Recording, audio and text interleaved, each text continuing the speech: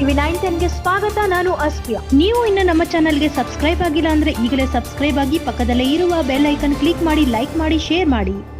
ಮೂವರು ದರೋಡೆಕೋರರ ಬಂಧನ. ಗ್ರಾಮಾಂತರ ಠಾಣೆ ಪೊಲೀಸರು ಬಂಧಿಸಿರುವ ದರೋಡೆಕೋರರು.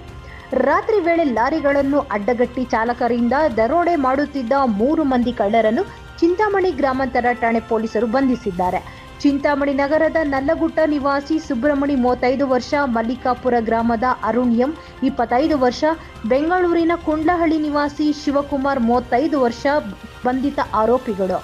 ಜೂನ್ 14ರಂದು ರಾತ್ರಿ 9ರ ಸಮಯದಲ್ಲಿ ಆಂಧ್ರ ಪ್ರದೇಶದ ಮಾಚರ್ಲು ಗ್ರಾಮದ ನಿವಾಸಿ ರಾಜ್ಕುಮಾರ್ ಎಂಬುವರು ಲಾರಿಯಲ್ಲಿ ಸಿಮೆಂಟ್ ತುಂಬಿಕೊಂಡು ಬೆಂಗಳೂರು ಕಡೆಗೆ ತೆರಳುತ್ತಿದ್ದರು. ಈ ವೇಳೆ 4 ಜನ ಯುವಕರು ಲಾರಿಯನ್ನು ಅಡ್ಡಗಟ್ಟಿ ಚಾಲಕನ ಬಳಿ ಇದ್ದ 2,500 ರೂಪಾಯಿ ಕಸಿದುಕೊಂಡಿದ್ದಾರೆ.